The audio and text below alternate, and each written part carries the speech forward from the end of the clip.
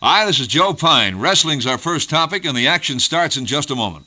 Friends, you've heard about Culligan Saltwater Service. Maybe you've wondered how you get Culligan Saltwater Service. Well, here's how you get Culligan Saltwater Service. You'll call a Culligan man. Go on, call him. Hey, Culligan man. He'll tell you all about Culligan Saltwater Service. Saltwater gets clothes cleaner, makes coffee and foods taste better, and makes housework easier, and like that. And naturally, when you know how good it is, you say, all right. All right. So he installs his water softener outside your house. Then, in about a month or so, when that softener needs regenerating, he takes it off, and he puts a fresh one on again. So that every time you turn on the faucet, instead of getting nasty old hard water, you get lovely soft water. See, that's not hard. So why don't you call your Culligan man? Go and call him. Hey, Culligan man. See, that's not hard. My guest today is Count Billy Varga, the heavyweight wrestling champion of America. Count, King, Prince, where do you fellas get these titles? Especially, where do you get yours? Well, Joe, this thing is really legitimate.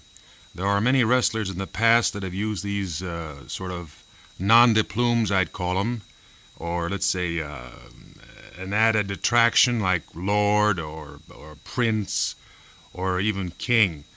But Count Billy Varga is the only legitimate noble name in wrestling, in fact, in the sports field in America today. And if I look into the past, I'd even say covering the last 100 years. Well, I could sit here and tell you that my real name is not Joe Pyne, but I just got a genealogy report from the Genealogy Institute in Chicago, and that I'm descended from the 9 famous Galcoran barons of Spain, and my original name was de Pinos. Would you believe that? I would. I'll tell you why. Then you're a kook. I'll tell you why, Joe. That's possible, but I'm here with another one. Anyway, you know, in Hungary, the countships started around the 15th century. And they have sort of branched off into many, many families. They were derived by military service to the monarchy. And it wasn't too hard to come by if you had the financial means and you were sort of loyal to the monarch. Well, what do you have to do with the 15th century? You're around today. I said it started at the 15th century. In our family, it didn't start to 1870. And it became incorporated with the Varga name. And my father, naturally being a descendant of the other Vargas, he accepted the title in 1913. It was pretty decent of him right there, wasn't it? Well, with it went a legacy, a castle, a sort of a small castle. I've had some fans... Are you going to tell me that you've got a castle in Hungary? If you'll wait a moment, you'll hear. I got to hear this. I have had some fans, and I have to say this is sort of sour grapes, actually, that have sent me pictures of my castle. And it's odd. I have never seen a castle with a moon on the door. However, as that be it, yeah, that figures. That figures. Well, you know, you realize that you're violating the law, don't you? Not actually, Joe. I tell you, I know what you're implying. You're implying that as an American citizen, you're not allowed to hold any title of a foreign country. That's right. But this is not true, or let's say maybe it is true, but not put into practice. We have Sir Douglas Fairbanks, Jr., we have Princess Grace Kelly. Sir Douglas Fairbanks, Jr. doesn't live in this country. I beg your pardon. He traverses between, or shall we say peregrinates between United States and England. Yeah, he's very peripatetic, right? Right. You're starting with me with the big words. Fine. All right. You can out-muscle me, but you're not going to outword me. I'm going to tell you that right now. But Douglas Fairbanks is a British subject. All right. Princess Grace is a subject of Monaco. That's wonderful. Now tell me about the Kennedy that has accepted a princess title. What Kennedy? The sister of President Kennedy, the former President John Kennedy. She doesn't live in this country. But she's a princess. But she doesn't live in this country. You mean to tell me, she's married to a foreign national? Joe, you're looking at me. You mean to tell me she hasn't been to the United States recently? People are allowed to come here, and when they come here, for example, when the King of Greece came here, we didn't tell him he couldn't be a king. That doesn't mean that you can't visit. Yes, but the Kennedys are American citizenship.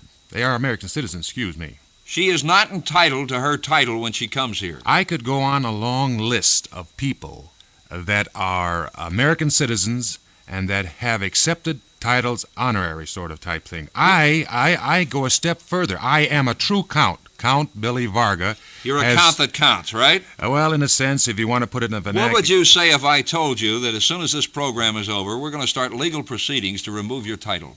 What do you think of that? Joe, if you really meant it, you wouldn't leave the room.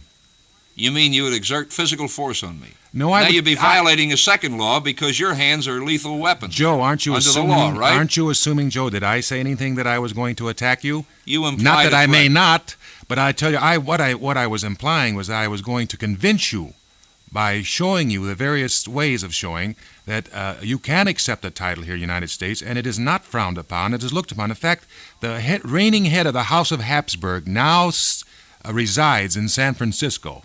Well, we're going to get him out as soon as possible, too. Now, your second title, the heavyweight wrestling champion of America. The world's greatest championship belt in existence. It is in value in excess of $10,000. Now, if you refute that or try to, I would like to put money on the table now. Where would you be able to get $10,000 for your belt? Well, if you want to start right with the two of us, I am a millionaire, so I could set up the $10,000 immediately. You're a millionaire. That's right. You got to be a millionaire through wrestling or being a count? Through wrestling, through being a count, and through wise investments. Suppose you took that belt and you were impoverished. How much do you think that the pawn shop would give you for that belt? First place, there are three angles you must look at on a championship belt. First, there is the honor, the intrinsic value. Second, there is the monetary value, the gold and the diamonds. There is in excess of 7 carats of diamonds in it. And thirdly, you take the drawing power of the American heavyweight champion, and you put the three together, and $10,000 is a paltry sum to ask for such a title and belt. Well, aren't there some wrestlers who would disagree with you when you claim to be the heavyweight wrestling champion of America? Joe, there is a great deal of confusion around the world's heavyweight championship. There's more confusion about that than whether you're a count. I agree. Actually, there are 5 world's championships in existence today. There is one in New York, one in Texas, one in Baltimore, one in Minneapolis, and we have one out here. But, Joe, when you take the American Heavyweight Championship and Count Billy Varga, you are looking at the one, the only, the world's greatest living wrestler today. So there's a guy in New York saying the same thing, and there's one saying the same thing in Texas and elsewhere, right? Well, Joe, actually, this is, I wouldn't refute this. I wouldn't say this is not possible. But he is definitely, as far as greatness is concerned, I have no contemporary within the last 100 years. In fact, my name, Count Billy Varga, is the only name in Valhalla, if you understand that, Joe. I think that Haystack Calhoun could sit on you, and that would be the end of you. Joe, I wrestled Haystack Calhoun 1 year ago at the Olympic Auditorium here in Los Angeles, and I defeated him 2 straight falls. He must have had a head cold or something. You know, it wasn't in his head. How do you wrestle a man that weighs in the neighborhood of 600 pounds? Actually, it's not as difficult as it might sound, Joe. You grab him by his dungarees? No, the fellow, this is something that probably people don't realize. Although he is a, what would you say, obese or rotund gentleman, he is very strong and very agile and surprisingly fast for his amount of weight. However, with all this, it wasn't enough to cope with Count Billy Varga, because there is one thing you can do. You use the leverages against his weight. In other words, if he's on the ground, it is difficult for him to rise. So you maintain that position with him if possible. But if he's sitting on you, it's very difficult for you to rise, right? Joe, there's one point. Stay out from beneath him. But suppose he did get on you, fully on you. Would you raise him? I could, yes. I am that strong. People are always talking about the fact that wrestling is not a sport, but an exhibition. Would you buy that? No, I wouldn't. I'll tell you why, Joe. First place, the way you presented the question is improper. Wrestling, boxing, football, all sports are absolutely honest, absolutely legitimate, and they're the finest thing. I love sports, you understand. But if you were to rephrase that and say some of the participants in wrestling or boxing or football may say deviate from the honesty of the sport, this is possible. Well, now, Count Billy Varga, are you going to sit there and tell me that you've never decided with the promoter and the other wrestler who wins tonight? Actually, this is sort of a crude way of putting it, but let me rephrase it and say this. All right, so I'm crude. You keep rephrasing my questions. Why don't you just answer them? I have been asked on occasion. I imagine this is understandable. It would, if I would possibly see fit to let the gentleman look a little good, and even on occasion, if it was possible for him to get his hand raised. But Joe, let me remind you, as the world's greatest wrestler, the answer was always a negative. I am undefeated since 1956, and that match that I lost, I was disqualified in 1956. I definitely refuse to take orders. Now, I don't say that this holds true with every individual, whether it's boxing, whether it's wrestling. You know, one thing I remember reading about is the fact that some outraged fans attacked some wrestlers, and the story went like this. Being professional wrestlers and therefore unaccustomed to physical violence, they fled in terror. How does that grab you?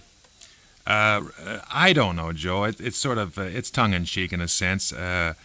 The fans are a peculiar lot. Now, I hate them, and then I love them, and I think the feeling is mutual. Are you a guy that's booed a lot, or you cheered a lot? Are you the good guy or the bad guy? Joe, I would say the cacophony of sound when I enter that squared circle, is something circus, deafening. You said it. You made a Freudian slip when you enter the squared circus. Well, no, I was thinking of this program here, but however, I'm going to try to continue on. We'll be back with Count Billy Varga in just a moment.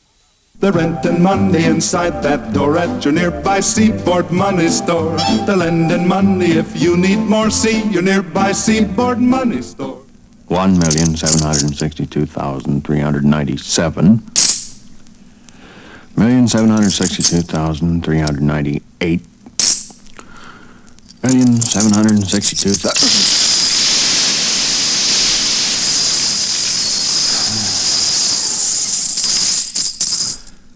1, 2. The renting money inside that door at your nearby Seaboard Money Store. The lending money if you need more. See your nearby Seaboard Money Store. Count Billy Varga, heavyweight wrestling champion of America, is our guest today. And as he said, there are 4 other fellows claiming his title, but... No, Joe. There's only 1 American heavyweight champion. There's 4 others claiming the world's title. Oh, the world. Yes. I see. You don't go for the world title. Actually, the American heavyweight championship belt is recognized throughout the world. I have defended it in Alaska, in the Hawaiian Islands, in Japan, in Mexico, in Canada. It is a world's title. However, the variation is that it is called the American heavyweight champion, whereas the other 5, not 4, Joe, are called world's titles, and they seem to tag on different organizations like that, NNW or the WWA or some ridiculous thing. How would you stack up against, say, the Destroyer or the Zebra Kid? I have wrestled both and defeated both. That should answer the question. That answers the question. Have they ever defeated you? No. As I repeated earlier, I haven't been defeated since 1956, and that was through a disqualification. Incidentally, you mentioned Freudian. I happen to be a student of Freud, Adler, Brewer, and Jung. And they, you know, they you sort mean of Young? Well, if you want it that way, I think he would have preferred it that way. They have a way of sort of isolating a man in his little location. In other words, there are the 3 types of man. There's the endomorph, the mesomorph, and the ectomorph. Now, I am a combination of the mesomorph and the ectomorph, which no is question brawn, in my mind about which is brawn and brain. And I'm not implying that you are the 3rd, which is the stomach, you know, and, of course, fat and soft. Well, you don't see anything fat about me. Well, you are soft-looking. Huh? Well, I'm not in there wrestling every night, so naturally I'm not going to be Maybe bulging, you should try it, bulging Joe. with muscles, but as I told you before, I'll go with you with You're words not smiling anytime. now, Joe. I'll go with you with words anytime, right? Right, Huh? all right. Anytime you want. Anytime you want to exercise your proclivity to verbiage on this show, we'll go. Joe, I congratulate you on that last sentence. You like that one, huh? Beautiful. Now, what is there about wrestling that causes a lot of wrestlers to try to give people the impression they're so terribly cerebral? Actually, Joe, a wrestler... this is not unique with you, you know. I get it from other wrestlers. I understand. Coming on with the big words all the time. I understand. Well, as I told you, actually today, a wrestler is a combination of brawn and brain. And it has become a necessity. You know, Joe, my father wrestled for 30 years before I did. And naturally, I'm not implying that he wasn't a very intelligent man because he was a college graduate in Europe. But the thing that when he arrived in the United States, he didn't rely too much on the mental aspect of it as far as investing and as far as taking care of his position in life. He didn't become a millionaire as you have been. He did. I would say that he made more money than I did. Tax-free in the 20s, which was a fantastic thing. He made $5,000 and $10,000 a week, but he didn't have the business acumen that was necessary to go with it. He thought sports was going to last forever, so he relied on the physical end. I'm going to prove to you right now that you're engaged not in a sport, but in an exhibition. You want that proof right now? Shoot. In any sport where the outcome is in doubt, the bookmakers will engage in betting activity.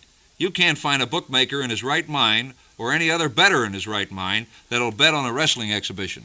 Not only that, but in many states of the Union, you're not called a sport, you're called an exhibition, to wit, the state of Pennsylvania. That is a misnomer and a travesty of justice. For one example, that big fight that they held in Miami between Cassius Clay and his opponent, the bookmakers only wish they hadn't taken the bet. Do you understand? And also, I realize that's dank. And There's no there question are about bookmakers that do take bets on wrestling. However, would you find me one, please? I will. How much you want to bet? And always bet with Count Billy All he Varga, can because your stand. money will come back. Well, I'll have to have a conversation with you about that, but I would. I'm assuring you now, if Count Billy Varga wrestles and defends his American heavyweight title, your money is in the bank already. Where can I find anybody crazy enough to join with me in a bet if I'm that dumb? Joe, are you trying to push gambling, or are you trying to talk about wrestling? No, but the point I'm trying to say is that if there's anything to the outcome, if there's anything in doubt about the outcome, and I don't think there is, you'll find people that'll wager. Now, you might find a guy... Joe, and I frown upon bookmakers and gambling. And I still say that there are bookmakers that will accept bets on anything. You frown. However, you don't gamble? Definitely not. And I'll tell you something, You never go to Joe. the track or anything like that? Oh, yes, but I mean, it's a $2 thing, and it's nothing of a large. You do gamble. You go to Vegas, right? I go to Vegas. Vargas in Vegas. No, Vargan. And actually, here's the point I was trying to bring out. People who have watched boxing and have watched wrestling and various other sports have come to realize there is showmanship in wrestling. No doubt about it. I mean, this is the extracurricular thing that people demand. It's like football in the 20s, Joe. What was football prior to Newt Rockne? It was the flying wedge, it was butting heads, it was just hitting lines. I'll tell you something, Count, that I've never seen in my life in boxing, that I have seen in wrestling, a rehearsal. Well, Joe, I'm going to have to call you a liar, because I've been in the profession of wrestling. I'm not saying this is not possible, but I'm going to tell you something. I've been in wrestling professionally for 20-odd years. I have held the world's light heavyweight championship. I've held the world's junior heavyweight champion. And now I have the greatest title of them all, regardless of any of them, the American Heavyweight Championship, and I have never rehearsed a match. You know why? I didn't say you did. Just a moment. I'm coming to a point on this, Joe. All right. To rehearse a match would take an Einstein. In other words, what you're implying is a man rehearses a match and goes out afterwards in front of the public and goes through each one of these holes. Now, this is practically impossible. A man would have to be a super genius. 9 years ago at a television channel in Hollywood, I saw a rehearsal. Well... Joe, I again say that this is not impossible, but improbable. I mean, there are probably, let's say, boys in YMCAs or before a television show, now they'll say, now go into this angle, be in this section of the ring. This is possible, yes. But I mean in a real contest. That's what I'm saying. I'm where the championship is up. What's the name of the wrestler that has the manager that comes out with a cane, and then the wrestler does sort of a goose step around the ring? He's supposed to be a Prussian type guy. What is his name? Do you know? There are several in that category. This guy has a manager with a cane that comes out, and he takes the cane and he pokes into the opposing wrestler, and he makes a nuisance of himself. And then when the match starts and his man gets the opponent over near him, he'll take the cane and he'll stick it behind the guy's arms to hold him back, or he'll poke him with the cane. You know who I mean? Really, I don't, Joe, but I know there are several that would fit that category. I can't deny that. What I want to know is, why is it that the referee is always looking the other way for a while so that the bad guy can be very dirty? It looks so fraudulent. It's almost why can't he see what I'm seeing? Well, Joe, this happens in most every field. I mean, there are things that occur that other people that are responsible seem not to notice. I mean, for instance, let's say, for instance, a doctor. Now, I don't know whether you know this, but in 38 states of the United States, fee splitting is not permitted. I should hope not. But it is prevalent, very prevalent in almost every state. And there are those that turn their eyes against. Now, I'm not trying to cast stones, because I believe in the old axiom, when living in a glass house, don't. However, I could go into the lawyer's field, and I could point out cases of, well, look at the case in Dallas, Texas, Bert Ruby. Not that I'm castigating him. However, this was showmanship. You mean Jack Ruby? Jack Ruby. This was showmanship. This was done for a flair for the public consumption. And I don't think that this is really the right thing, because wrestling, regardless of what you say...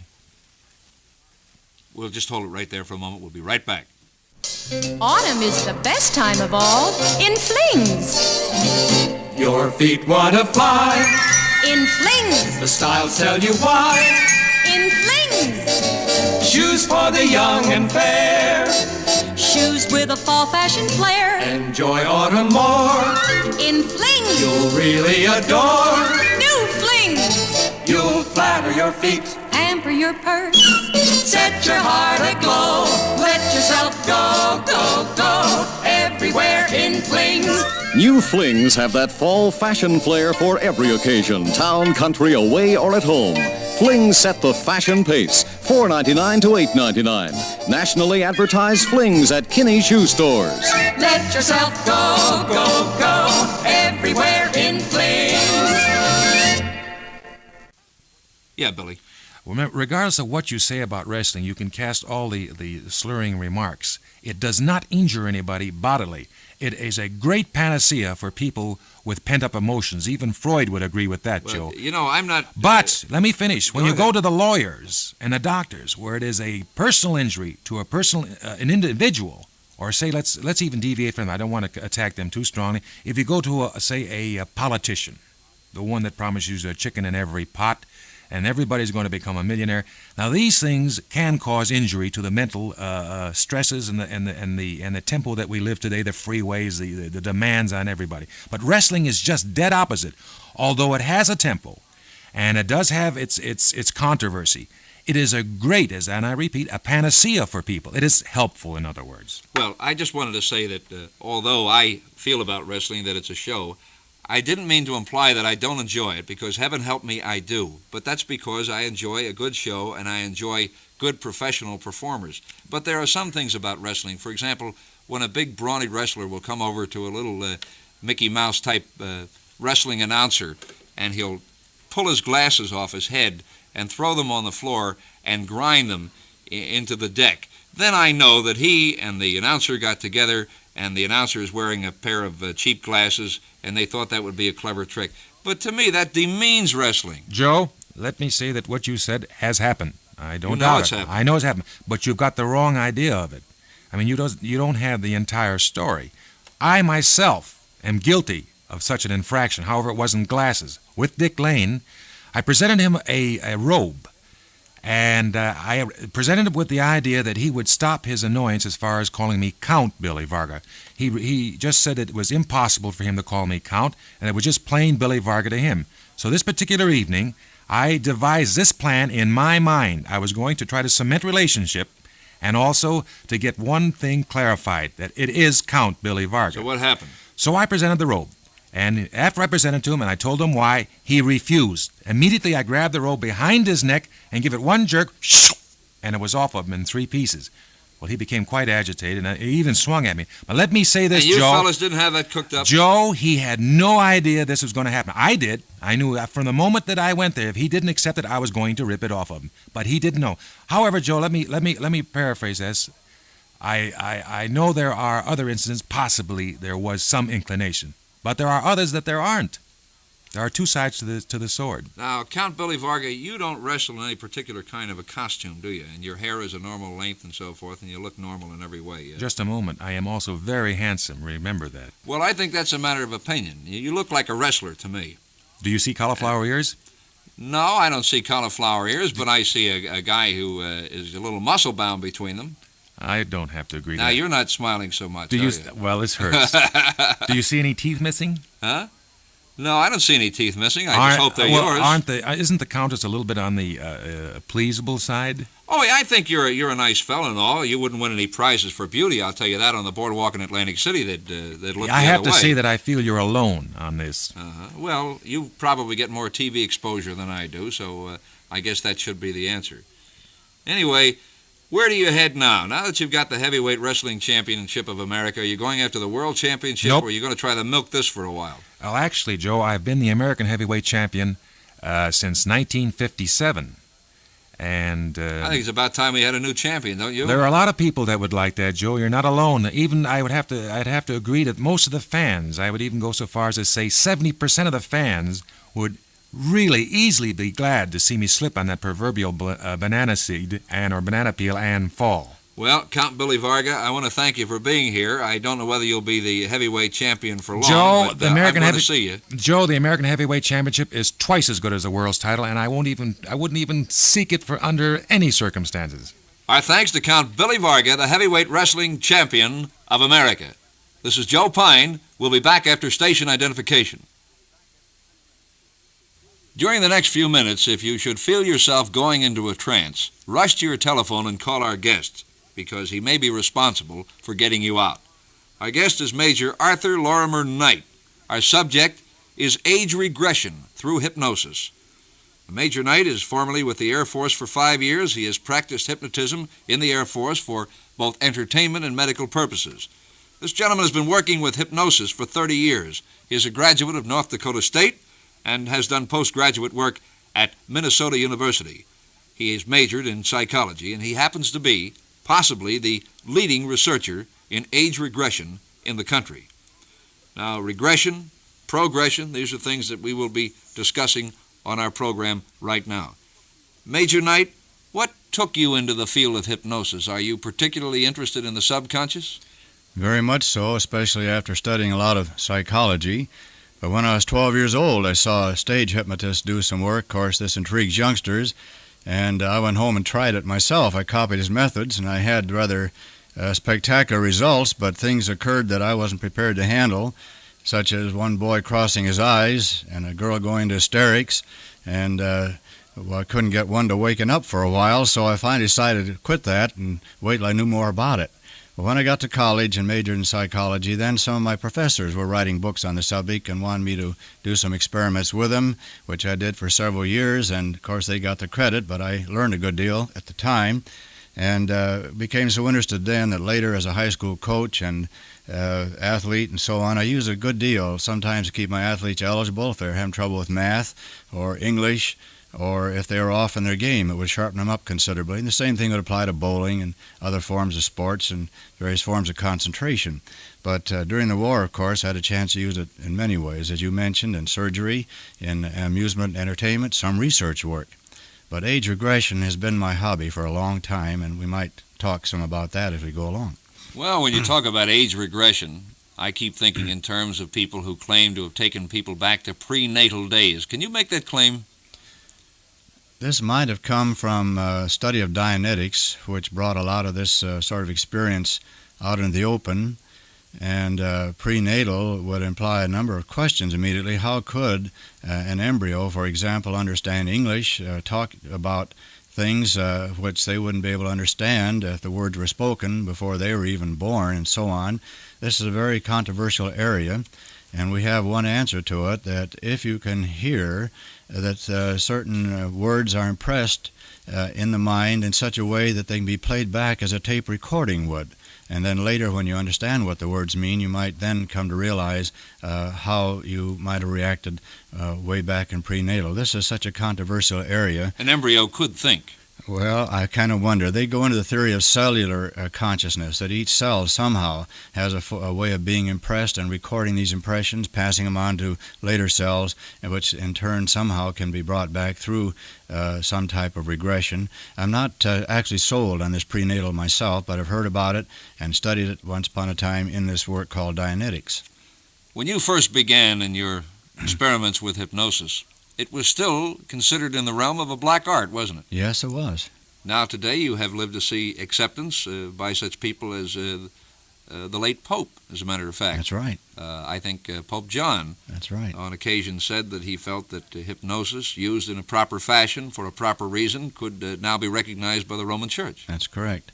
I had a case not long ago, one of the hospitals locally here, where the fellow needed hypnosis. Actually, it was a good subject, but he resisted it strongly, and I felt there must be an awfully good reason, which soon developed. After I'd left him, the priest came to visit him, and I heard him, as I went out the room, ask the priest about the ban by the Catholic Church on hypnosis, and the priest told him, well, this has been removed, that where the thing is medical, where the doctor okays it, and there's a good logical reason for it, it's perfectly all right. Well, the next time I worked with him, he didn't resist at all, and we prepared him for surgery, and he went through it just fine.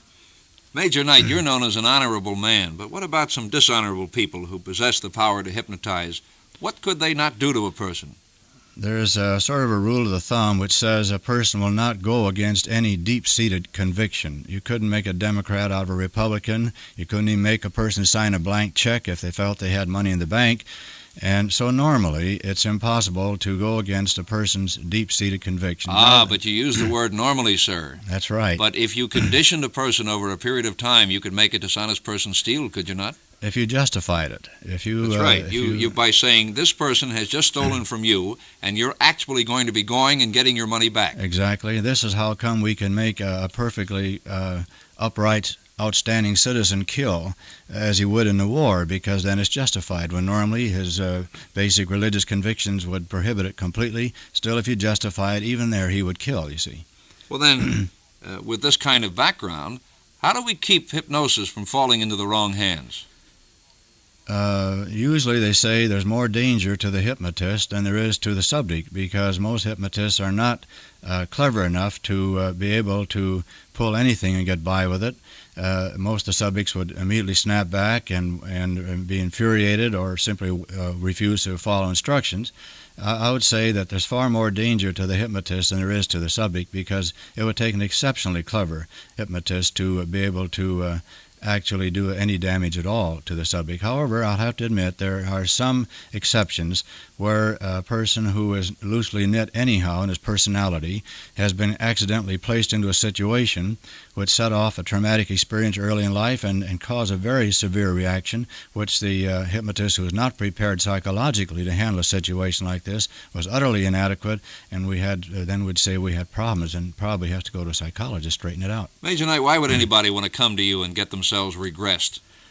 Many reasons for this. Supposing this happened not long ago, a lady who got along fairly nicely with her husband, but they had they had folks come on over one evening, and they got to drinking, and her husband made her a little angry, and so as the drinks went on and she became more infuriated, finally there came a time after the party was over when, to show her resentment with her husband, she told him she had thrown all her jewelry away.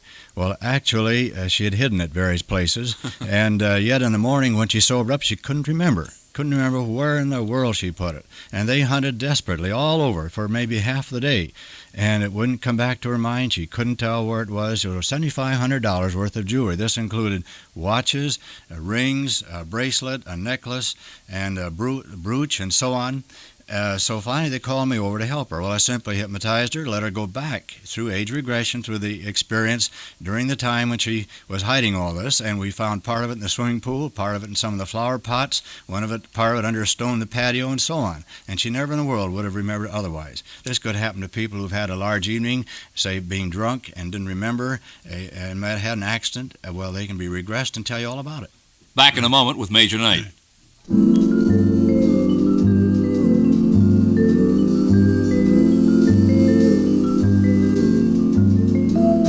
The faucet says hot, but the water is not. Call your P-I-P-E plumber. When your hot water quits, just be calm, keep your wits. Call a P-I-P-E plumber. He'll install a new heater, quick as a wink, and the price will be unquestionably much lower than you think. When your water heater stops for a new one that is tops, call your P-I-P-E plumber. Call your P-I-P-E plumber. P-I-P-E means better plumbing. P-I-P-E means better plumbing. P-I-P-E means better plumbing. P-I-P-E means better plumbing. P-I-P-E.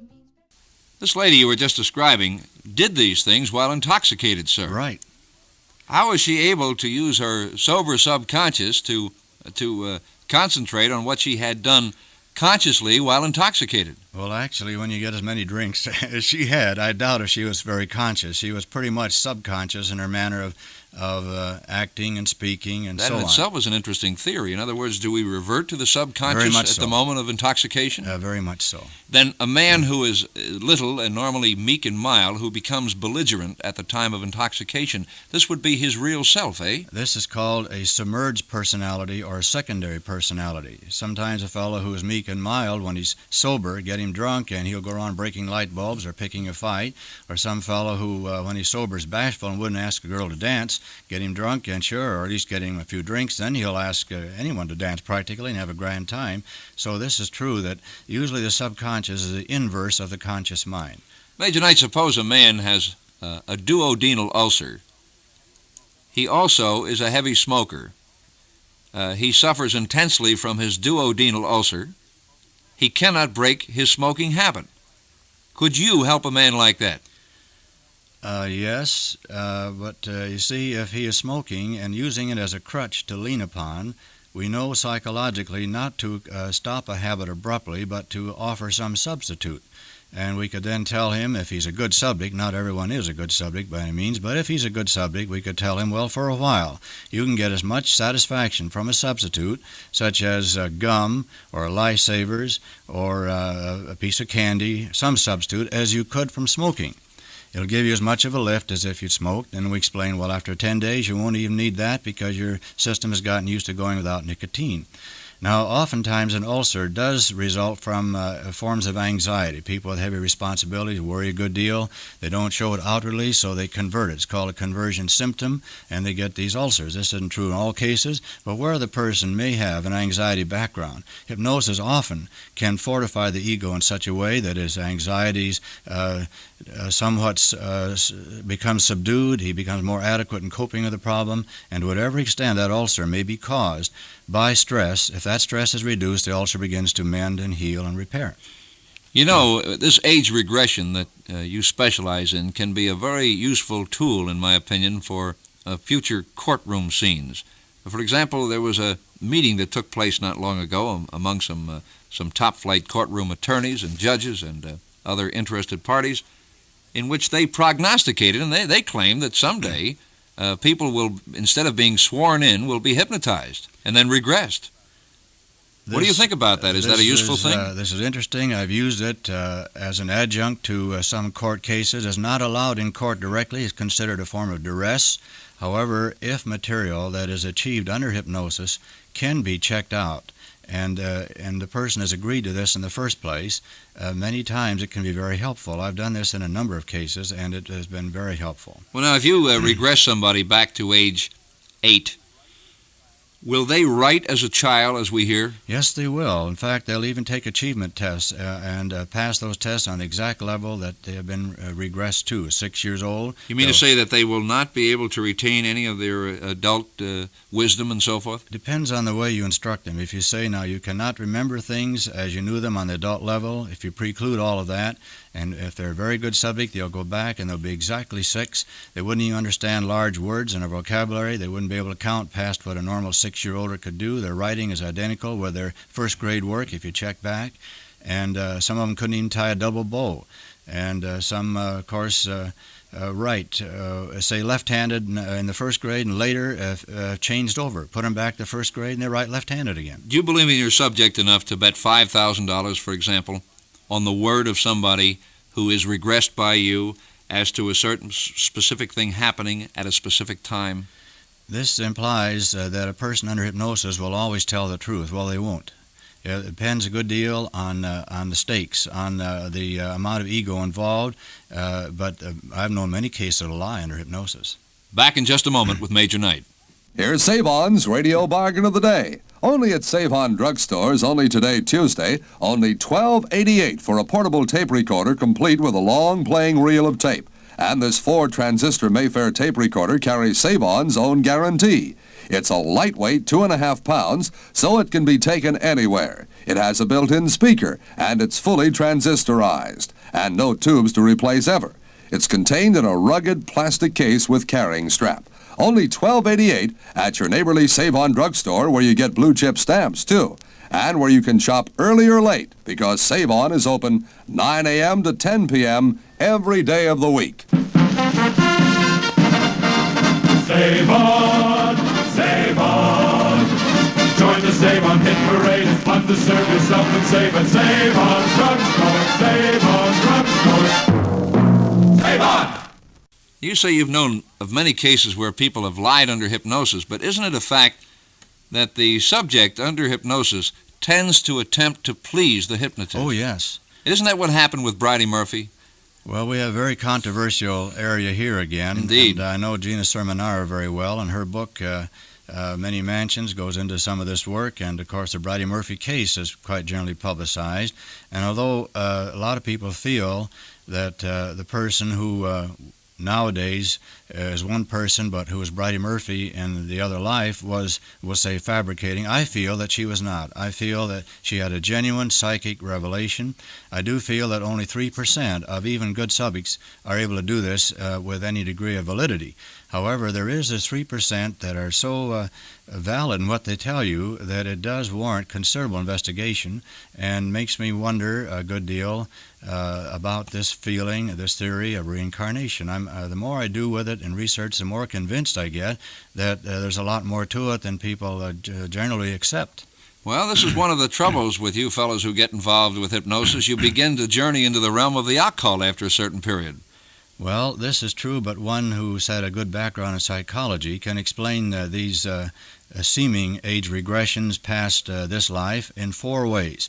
One, a good subject, of course, as you mentioned, does try to please the hypnotist, even if they have to lie to do it. They feel this urge to comply, to do something. And if they're not capable of doing anything, through genuine talent, they'll lie. They'll come up with something that they just feel they have to say or do. Another type will believe what they've told you is true, and they're just fabricating, just a dream. And then another type will give you a submerged personality, such as we were mentioning, when a person gets drunk, they change their personality. Some fellow might be masculine, really, in appearance, but very feminine in his subconscious nature. So you put him back to a previous life, almost invariably he's a woman, or a very masculine woman in this life, put her back, she's a man. So you see, these experiences in regression aren't always valid. We can explain it psychologically. That they're you make it seem as if some people are better off not knowing. Well, that could be, definitely. Well, now, do you meet people through doctors? Do you get calls from clinics, or how do you get to your subjects? Yes, I'm pretty well known. I've lectured to all the service clubs in the Southland, and of course all over the country. I've been on television and radio, and been in it so long now that I never have to advertise. My work just sort of carries its own weight, and I'm so wrapped up in it. That's all I do. I have a full-time job in that sort of thing. And there's such a tremendous need for it, but I do feel that only people who do know psychology, have a good background in it, should work with it intensively. That leads me up to my next question. I know a couple of very good stage hypnotists, such as Tryon Boyer and Pat Collins, people who appear in nightclubs. What is your feeling about them? Should they be taken off? They seem to be very responsible people. They're mature. They have a certain amount of consideration for their subjects. They don't try to take advantage of them in any way. They don't try to get laughs to such an extent that the person is really mortified. But there are people who will do anything for a laugh, or suggest most anything for a laugh, and that I can't go for. Physically, what kind of people should not be hypnotized? First of all, supposing the person has a bad heart, and the hypnotist doesn't know that, and the hypnotist has this person doing something such as playing cops and robbers, hide and go seek, or even, say, thinking he's standing on a precipice. They really got him on a chair, and they have a mattress on the floor, and they tell him that the wind is blowing, he's going to fall over the cliff. And this could happen. The person might actually fall thinking he's on a cliff, and if he's got a bad heart, this could actually bring on a heart attack, and has happened in one case that I heard about. What is your feeling about the hypnotists who use such devices as neck pressure? This is very bad. There's one right locally that I think you're aware of who had to give up his work because of this sort of thing. It's not genuine hypnosis at all. It's simply, as you know, putting pressure on the carotid arteries, causing the person to almost blank out, and just in that in-between stage. Sort of a mild concussion, isn't it? Yes, and it's dangerous. It's very dangerous. It's similar to what they do when they're wrestling. They call the sleeper holds. Isn't this used by some faith healers we see on TV? Well, I wondered about that. When they say, heal this man, and they grab him, and it looks almost as if they're applying that well-known neck pressure, and they say, did you feel something go through you? Well, my goodness, the man had a concussion, a mild one. He felt something go through him, no question. Well, that I've never seen except on television, so I wouldn't know personally, but I do feel that if the person who makes that suggestion is highly regarded and others have said that he could heal them, and the person up there to get a healing believes in him, the power of suggestion is terrific, and if this person is suggestible, and if the situation is a functional one, not organic, then he might actually seemingly get a healing. But if he had a broken arm and the problem is organic, and the healer tries to tell him that he is healed, I've never seen a case of broken arm healing instantaneously. Major Knight, is the word stigmatist familiar to you? Not exactly. Have you heard of these people who suffer the stigmata, principally yes. in Europe, and they bleed from the hands and that kind of thing? Yes. Are these people engaged in self-hypnosis? I'm inclined to say yes, because some hypnotists have actually induced blisters on a person's arm or hand by telling them that they're pressing a hot iron on them. Really, it was a cold piece of metal or something, and the blister actually appeared. Stay in that trance. We'll be back in a moment. Now there are 7 ways Allstate good drivers may save money. At Allstate, good drivers save money on car insurance with Allstate's famous good driver rates. 8 out of 10 qualify. 2-car families may save extra money on both cars. If you're married between 21 and 25, you may save extra money with special rates for young marrieds. Compact car families may save extra money with Allstate's compact car discount. If you have a teenage boy who has completed an approved driver training course, you may save extra money at Allstate. If you're a lower mileage driver, you may save extra money at Allstate. And if you're buying a car, you may save extra money with Allstate's finance plan through a cooperating lender. See an Allstate agent. See how many of these 7 savings you qualify for. You're in good hands with Allstate. Major Knight, is it true that a man can, through hypnosis, cause himself to be made sterile? That I wouldn't know, although I would say it's possible to be made unable to perform, make him just feel that he can't perform as a man at all. And this, I know, on many occasions actually happened. Well, did you know that there are some interesting hypnosis textbooks on the subject of birth control through hypnosis? And No. I don't mean in the area that you just covered, but in actual mental sterility, which brings about physical sterility? No, this is all new to me. It sounds interesting. I'd be a little skeptical personally because, again, it calls for an exceptionally good subject, and only 1 person in 5 is suggestible enough to achieve phenomena in the first place. But I'd like to research this area some. I'm not too sold on that. I'd say there's too much of a risk involved there. What kind of people listening today on this program could be considered individuals who could use age regression, and for what kind of purposes would they want them? Well, age regression, to illustrate the practical side of it, one time during the war, I had a young soldier who could not eat chicken. If he was fed chicken, he became violently ill. Well, we one time disguised some meat. It wasn't chicken. He thought it was, and he became ill. Then I knew very likely this had a functional origin, and I asked him if he wouldn't mind being hypnotized to see if we could help him. He agreed, and this is what happened. We discovered that at the age of 4, he'd been given a little chicken for Easter. About a year later, of course, he became very fond of this chicken. He felt as if it was a brother or sister. About a year later, they fed it to him, and he didn't know it was his rooster until they told him afterward. Well, he thought he felt like a cannibal, and he went into such a traumatic shock he didn't eat for 3 days. And from that time on, chicken of any kind in his unconscious was always that dear little friend of his that he'd eaten, and he couldn't adjust. You found out the reason. What was the cure? First, he had to then, you see, it's like a boxer. If he sees a blow coming, there are things he'll do. He'll sidestep, duck, counterpunch. It's the one he doesn't see that knocks him out. So if you see the blow coming, then you square away and face it. And I explained this to him. From now on, you say, well, this isn't my dear little chicken at 4. I'm not 4 anymore. I'm sorry, I've got to interrupt you, Major Knight. The chicken just came in and told me we're out of time. Thank you so much for being here, Major Arthur Knight, on the subject of hypnosis. This is Joe Pyne. Thank you for listening. This program came to you from Hollywood. This is a Heart West production.